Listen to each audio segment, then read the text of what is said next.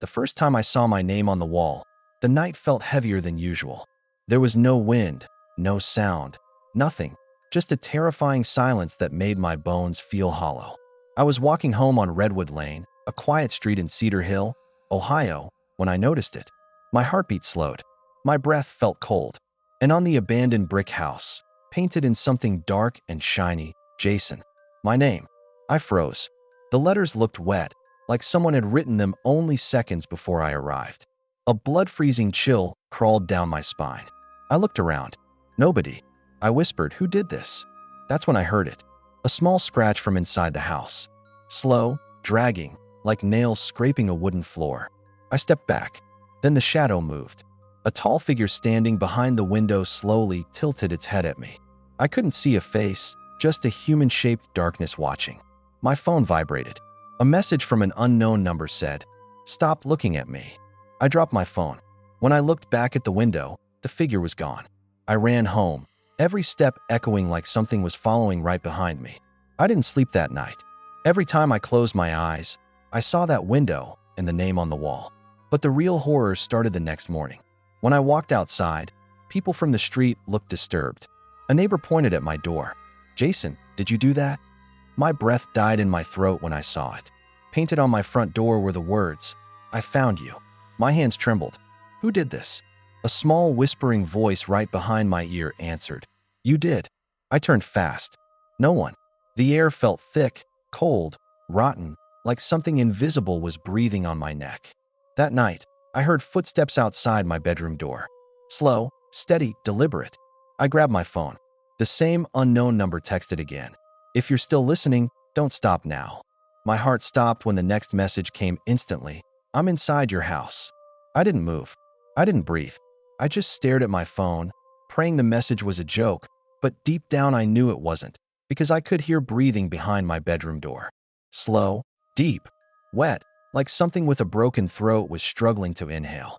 I tried calling 911, but my signal died the moment I pressed the call button, as if something didn't want me to reach anyone. Silence followed.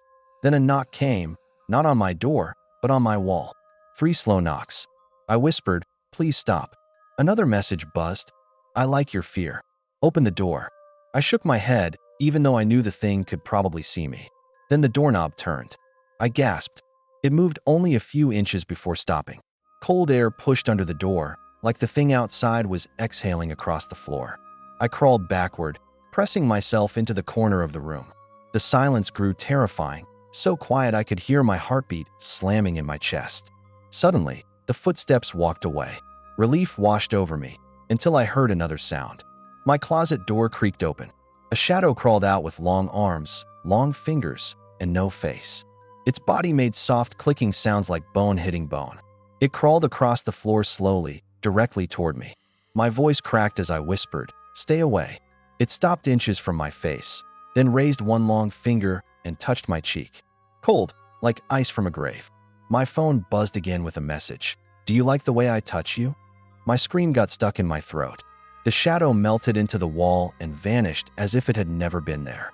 I sat frozen for minutes, shaking, unable to breathe normally. Then I noticed something new. My window was open. Written on the glass with a finger dipped in something red were the words, "See you at midnight." A loud clicking echoed above me from the ceiling, like something crawling inside the roof. The house felt alive, breathing, moving, waiting. "If you're still listening, don't stop now." At 11:58 p.m., the attic door opened by itself. No wind, no movement, no explanation, just a slow creak like someone pushing it from inside.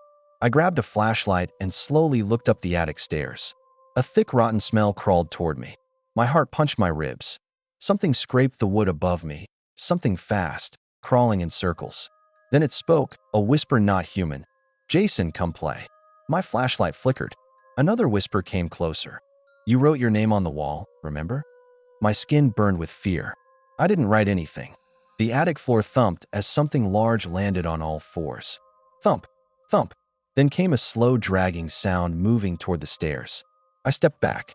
A hand appeared in the darkness. Not a human hand, but one with long yellow razor-like nails scraping the floor as it reached for the stair edge. My breath froze. The creature's voice cracked. You belong to me. I ran to the living room, but the creature was fast, too fast. It crawled down the attic steps like a spider on fire. I grabbed a kitchen knife, but when I looked up, it was already on the ceiling above me, upside down, watching me, drooling something black. The creature's jaw opened unnaturally wide. A scream began, but not a normal scream. It was a blood-freezing screech that shook the whole house. Windows cracked, lights exploded, and the creature dropped from the ceiling, but before it landed, everything stopped. A voice whispered behind me, "He found you again." I turned. No one.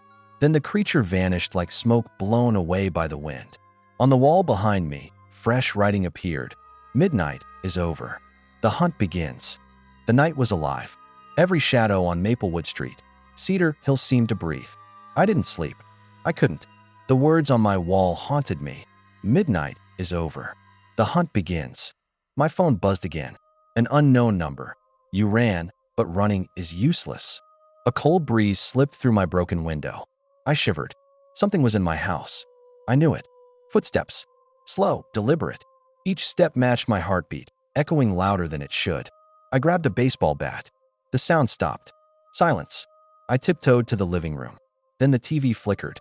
Static. Black screen. And in the darkness, a figure appeared on the screen. Not me. Not real. But a shadow of me. Its eyes were hollow. Its mouth stretched unnaturally wide. And it moved like it was crawling out of the screen itself. I slammed the TV off. Nothing. A whisper came from the kitchen. "I can smell your fear, Jason." I froze. Then I saw it. A long shadow stretching along the hallway. It wasn't human. Its arms bent backwards at impossible angles. Its fingers scraped the floor like claws. I ran to the basement. The door was locked. I pounded on it, but it wouldn't budge. Then I heard scratching from beneath the door. Slow, wet, heavy. A growl. Not animal, not human. The thing was under the door. Suddenly, the basement light flickered on. I saw scratches on the walls. Names. Hundreds of them. People I didn't know. People who had disappeared. And at the bottom, in thick, dark red, "You will join them." My phone vibrated. Unknown number. "If you want to live, stop hiding." I had no choice. I opened the basement door. Darkness swallowed me. The smell hit me first. Rot. Decay. Something dead. Then I felt it. Cold hands, hundreds of them, gripping my arms, my legs, my neck. I screamed, but the sound was sucked into the walls. The shadows moved faster now, circling me. I tripped over something soft, wet, and fell. My flashlight rolled away. When I turned, I saw it, the thing. Human shape, but wrong. Its head twisted, its jaw snapping at impossible angles. It smiled at me. A voice whispered from everywhere. "You wrote your name, now it's mine." I tried to crawl. The hands grabbed me again, pulling me deeper into the darkness. I saw faces in the shadows. Twisted, screaming faces, all staring at me.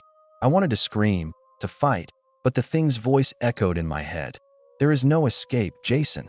I remembered the retention line from the messages. "If you're still listening, don't stop now." I froze, because I realized the creature didn't just want to scare me.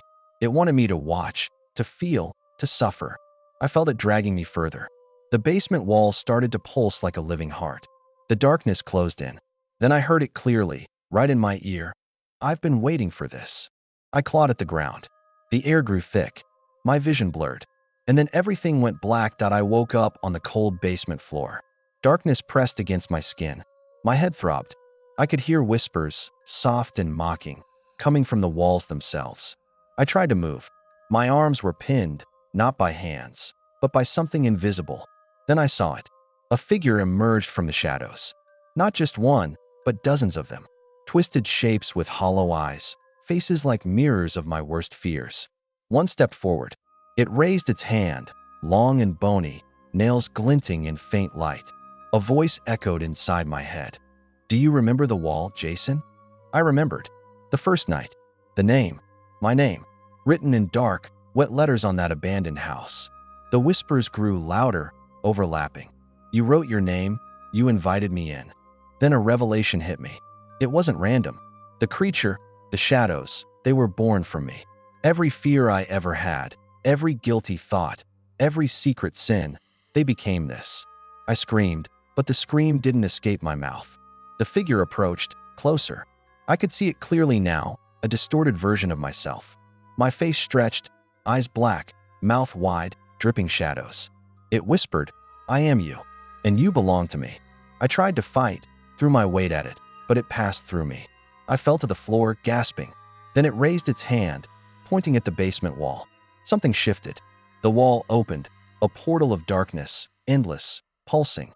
I felt the pull. The whispers turned into screams. "Join US. Join US." I struggled, but the pull was too strong. And then I saw something horrifying. The names on the walls, hundreds, maybe thousands, faces twisted in agony. All people who had written their names first, like me. I realized too late the creature didn't just hunt, it collected. And the truth crushed me. I had already invited it in. It had been living inside me, feeding on my fear for months, growing stronger, and now it wanted everything. My body, my mind, my soul. The portal's pull became unbearable. I screamed again, finally loud enough, but my voice echoed like a distorted cry in the void. Then a hand grabbed mine. I looked up. A figure, human this time, stood at the edge of the darkness. It whispered, "Jason, you have a choice." I barely had time to react. Before I could move, the shadow creature lunged from the portal, and everything went black again. When I opened my eyes, I was outside. Cold night air on my face.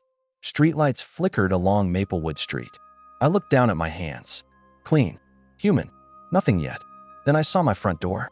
Fresh scratches and written in dripping red letters. "Tomorrow, I return." My phone buzzed. Unknown number. "If you're still listening, don't stop now." I shivered because deep inside, I knew it wasn't over. The next night, I didn't sleep. Every shadow in my house felt alive. Even the air whispered. I could hear it, slow, wet breathing, behind every wall. My phone buzzed. Unknown number. "Tonight, you stay with us." I looked around my room. Everything seemed normal, but I knew better. I had been hunted before. I had escaped before. But now it was different. I was the prey. A loud crash upstairs made my blood freeze. I grabbed a kitchen knife, my hands trembling. I tiptoed to the living room. Then I saw the front door, swinging open by itself. I should have run. I should have screamed. But I couldn't move. From the shadows, it appeared. Not one, not two, but dozens. Faces twisted beyond recognition. Limbs bending in ways impossible for humans. Eyes black holes, sucking in the light. And in the middle, my reflection. A shadow Jason. It whispered, "You invited me. Now you belong to me forever." I tried to strike, but my knife passed through it like smoke. Then the walls began to pulse. The floor shifted. The house groaned like it was alive. I realized I wasn't in my house anymore. I was inside the creature. The shadows surrounded me, pressing, suffocating, laughing. I felt myself breaking. I wanted to close my eyes, but I couldn't. A hand grabbed my shoulder, cold, dead, strong. I looked back. The creature, my shadow, smiled. Then my phone rang. The screen lit up with a live video. I saw myself, sitting in my room, but my shadow was behind me, reaching over my shoulder. It whispered, "Tomorrow, the hunt spreads." Then it laughed, a sound that pierced my brain. My vision blurred. I felt myself being pulled apart. And then I was outside again. The night was quiet, too quiet. I looked at the street, Maplewood Street. Empty. I ran home. And then I saw it. Every house on the block, names written in dark red, hundreds of them. And at my door, fresh letters. "See you soon, Jason." My phone buzzed again. Unknown number. I realized this was no longer just me. The creature had left marks everywhere. And now, it was hunting all of Cedar Hill. I dropped my phone. The shadows behind me stretched taller than the trees. I wanted to scream, but no sound came. I turned. The darkness lunged. And I knew it would never stop. Not tonight, not tomorrow. It had begun, and it would never end. If you enjoyed this horror story, don't forget to subscribe to the channel and turn on the bell icon for more terrifying stories.